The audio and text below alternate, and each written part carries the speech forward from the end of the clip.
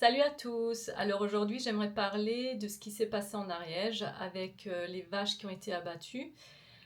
Donc pour rappel, il y a eu environ 200 vaches qui ont été abattues à cause de la dermatose, des cas de dermatose. Donc pour rappeler certains chiffres, donc j'ai quand même revérifié pour être sûre. Donc il y avait apparemment 500 agriculteurs qui ont été là pour soutenir les éleveurs. Il y a eu aussi à peu près 300 CRS et gendarmes. Donc ça fait beaucoup. Ça fait beaucoup, surtout que il y aurait des situations plus dramatiques et plus importantes, enfin plus urgentes en tout cas, où on aurait besoin de gendarmes et voilà. Donc ça c'est un peu compliqué dans le sens où il semblerait que les agriculteurs soient beaucoup plus dangereux. Il faut savoir que la dermatose est donc une maladie qui se soigne, qui est effectivement une maladie qui touche les bovins, mais qui n'est pas transmissible à l'homme. Et apparemment, la viande se consomme très bien quand même. Il y a d'autres solutions que d'abattre tout un cheptel. Des solutions qui sont tout à fait possibles, notamment en Suisse et en Italie, où au lieu d'abattre toutes les bêtes, ils vont plutôt mettre en quarantaine, ils vont isoler et mettre en quarantaine le troupeau et ils vont effectuer des tests donc pour vérifier qu'ils ne sont pas atteints de cette maladie. Et donc, c'est ce qui aurait pu se faire, mais apparemment, la ministre de l'Agriculture a préféré tous les abattre. Voilà, abattre toutes les bêtes plutôt que d'effectuer des tests. Donc déjà là, on peut se poser des questions. Pourquoi être déterminé à éliminer tout un cheptel? Sans parler du fait que ça détruit la vie, le travail, le dur labeur d'années, de décennies de travail par ces éleveurs. Donc en une simple décision, toute une vie de travail foutu en l'air.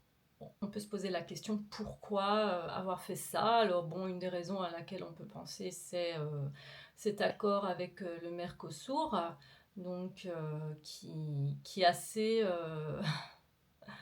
qui est assez incroyable dans le sens où, par exemple, on se bat tellement, on nous tanne sur le climat. Voilà, on nous fait bien culpabiliser en nous disant ce qu'il faut faire, ne pas faire. Par contre, il n'y a pas de souci d'importer de la viande comme ça de milliers de kilomètres d'ici.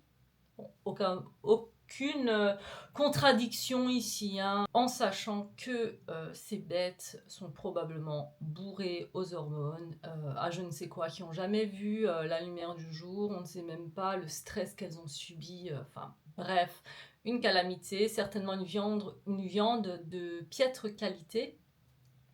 Donc bien sûr, on ne veut pas tout ça. Puis nous, on a déjà des éleveurs qui travaillent très bien avec de la viande de qualité. Enfin, on est censé quand même être reconnu pour ce genre de choses. Et en fait, il y a une certaine volonté de détruire tout ça. Donc c'est assez incompréhensible pour nous qui voulons justement une France qui garde son patrimoine. On peut se poser la question pourquoi faire tout ça. Donc il y a cette idée d'éliminer voilà, un maximum de cheptels. Et j'avais aussi pensé à quelque chose, alors je peux me tromper, mais après coup, en fait, j'avais vu d'autres personnes partager cette réflexion-là, donc je me dis peut-être qu'il y a quelque chose, je ne sais pas. Est-ce qu'il n'y aurait pas une volonté quand même de vacciner toutes les bêtes? Alors, vous me direz, ben non, puisque par exemple la ministre n'a absolument pas proposé ça, enfin je ne crois pas, et que c'est plutôt les agriculteurs qui ont dit non, mais il n'y a pas de souci, sinon on n'a qu'à les vacciner.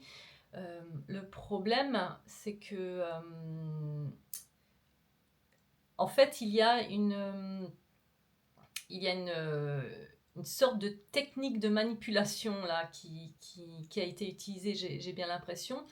Quand on s'intéresse à ce genre de choses, on les détecte un peu plus quand même. Il y a une technique de manipulation qui va imposer une situation extrême et radicale et très difficile à un groupe de personnes, par exemple, euh, afin que ces personnes-là acceptent beaucoup mieux une situation qui est entre guillemets moins extrême. Et là, en l'occurrence, ça pourrait être la vaccination. Parce que du coup, c'est vrai que entre vacciner les bêtes et les tuer, c'est vrai que le choix est vite fait, hein, vu comme ça, on est d'accord. Donc, ça me fait beaucoup penser à ce qui s'est passé ces dernières années. Et, euh, et puis aussi, encore une autre technique de manipulation que j'ai reconnue, c'est cette idée d'urgence. Hein. On n'a pas le temps de réfléchir, il faut agir là. Hein. Et forcément on réfléchit pas. Hein. Donc y a quelque chose qui va vite. On n'a pas le temps de réfléchir, il faut agir, il faut y aller. Donc tout ça, c'est voilà, des techniques de manipulation hein, voilà, de gens qui savent très bien comment fonctionne le cerveau humain, les comportements humains. Et c'est vrai que c'est intéressant à savoir parce que du coup, en fait, en connaissant toutes ces techniques, ou une grande partie, on a moins tendance à se faire avoir, c'est logique. Donc, ou en tout cas, on est beaucoup plus réceptif à ce qui se passe réellement plutôt que d'être victime de ce qui se passe. On est plutôt acteur et on arrive à prendre un peu plus de distance. J'ai quand même un petit exemple. J'avais lu un article dans un média mainstream. Je vais juste lire le petit extrait donc, du président du Conseil national de l'Ordre des vétérinaires qui dit « Il assure que les vétérinaires n'abattent pas des troupeaux de gaieté de cœur. Dépeupler un troupeau est un acte traumatisant pour l'éleveur. Je le conçois. Traumatisant aussi pour celui qui le réalise. Mais il défend un acte indispensable. C'est pour ce sacrifice-là que nous allons protéger tous les cheptels bovins de France, ajoute-t-il. Il y a parfois des choix dramatiques à faire pour certains élevages, mais c'est à ce prix-là qu'on protège les 16 millions de bovins du pays. Là, il y a quand même, voilà, on utilise en plus des mots assez percutants, hein, hein, forcément. Mais encore une fois, ça vous rappelle pas un petit peu une certaine période, non il y a quelques années de ça, voilà, où effectivement c'est pour votre bien. Hein, les pic-pic. Oui, j'utilise des mots un peu coco, pipic, parce que beaucoup de censure, pour plein de raisons. Donc voilà. En lisant cet article, ça m'a fait penser à ça. Hein. C'était un peu le même langage, c'était un peu les mêmes discours. Et puis ce qui m'a aussi marqué dans cet article, il parlait de complotistes. Ah, mon Dieu, ces complotistes qui remettent en question, qui parlent de, mon Dieu, de faire des tests, de mettre en quarantaine, enfin voilà. Donc, si vous pensiez à ça, vous êtes des gros complotistes. Ce qui est assez incroyable, c'est que il y a aussi une sorte de... Alors vous allez me dire, mon Dieu, il y a manipulation partout. Oui et non, hein, des fois on s'en rend pas compte hein, qu'on manipule. On utilise tous de temps en temps des techniques de manipulation sans nous en rendre compte et ce n'est pas forcément pour faire du mal à l'autre, hein. Ça peut être utilisé de manière éthique. Il y a une technique qu'on appelle le gaslighting, donc c'est un peu l'idée de faire croire à l'autre qu'il est fou, voilà.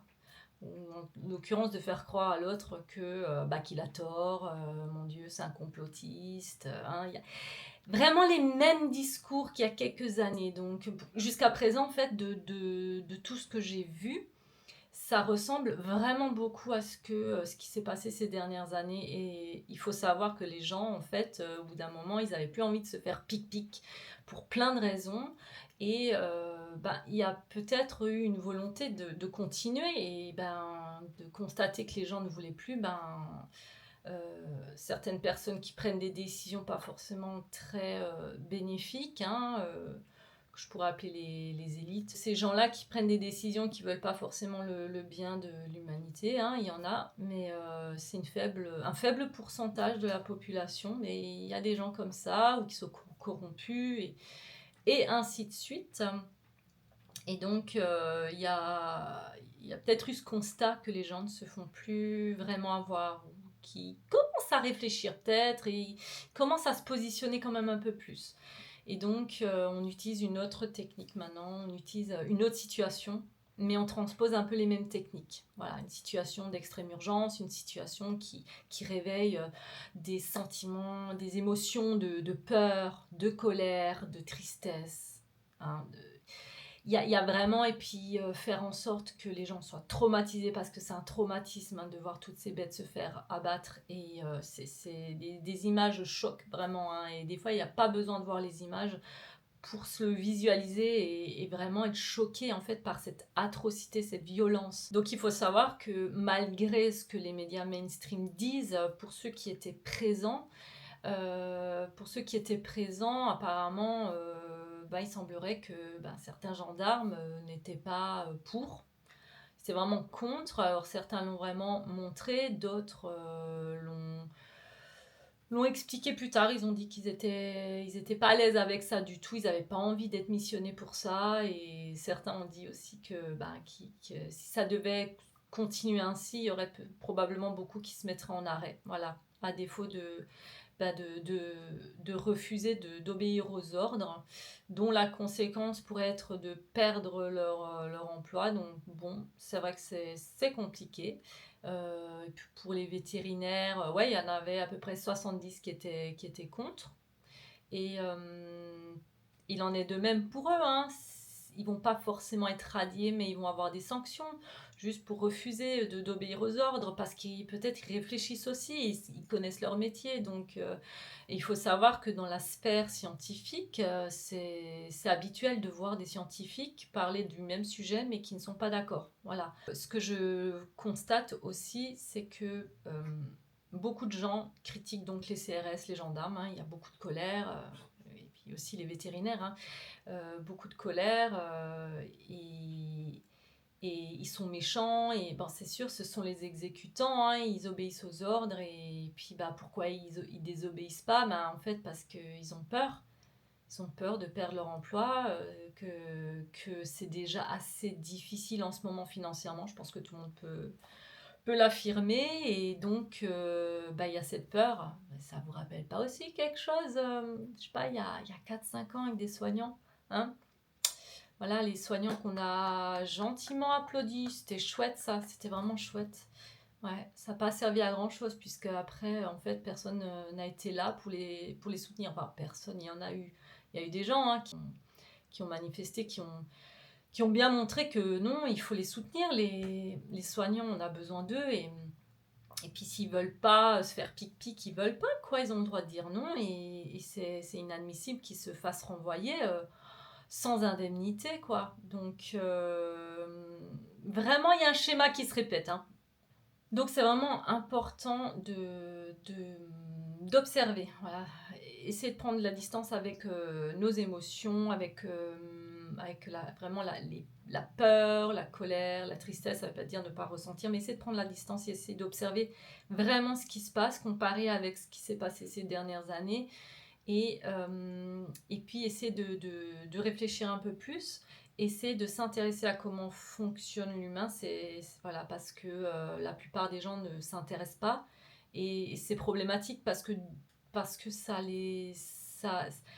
on se fait avoir en fait. Hein, on est beaucoup plus facilement malléable, manipulable. Donc le fait de connaître, de connaître le fonctionnement, par exemple, du cerveau humain, de connaître différentes techniques de manipulation. Voilà, ce sont des choses qui sont quand même utiles dans ce genre de situation, tout le temps. Il y a une volonté de réveiller des émotions fortes chez les gens. Peur, colère, tristesse, comme j'en parlais.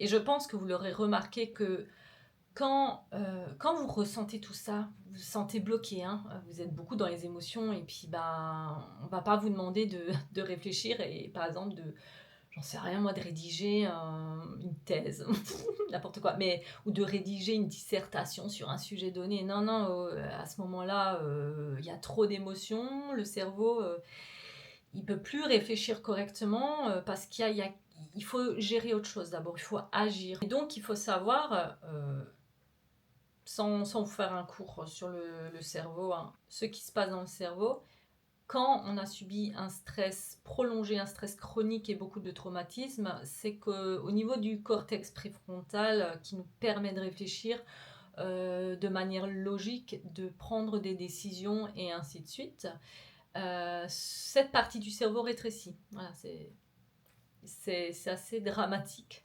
Mais donc, on peut dire qu'on est quand même nombreux à avoir subi beaucoup de stress, de traumatisme ces dernières années. Donc, voilà, c'est pas trop étonnant si on constate qu'on a une moins bonne mémoire, qu'on arrive moins bien à réfléchir de manière logique et sensée, que les peurs, les émotions prennent le dessus et qu'on n'arrive plus à gérer en fait. Hein, on est vite dépassé, donc tout ça, c'est lié. Toutes ces choses-là ont un impact direct sur le cerveau et notre système nerveux. Voilà. Et ça nous empêche à la fois de réfléchir, mais aussi d'agir concrètement. Ou si on agit, en fait, c'est pas forcément de manière très logique, ou c'est plutôt de manière impulsive. Voilà. On est moins lucide, on est plus dans les émotions. Donc ce qui est important, c'est vraiment de prendre soin de soi, de faire des thérapies, un travail d'introspection, se reposer au maximum, faire ce qui nous plaît. C'est vraiment calmer tout ce stress, parce qu'en fait, ça part pas du jour au lendemain. On peut pas demander à quelqu'un qui a eu un burn-out de s'en remettre en un jour, c'est pas possible. Voilà, c'est long. C'est pour ça que c'est vraiment important de prendre soin de soi. Alors vraiment l'idée c'est vraiment de pas alimenter déjà la violence ou les émotions de colère, de haine qu'on pourrait avoir par exemple ouais, les gendarmes, je suis en colère contre eux. Enfin, il y a des gens, ils sont très en colère et on peut comprendre, hein, on peut comprendre.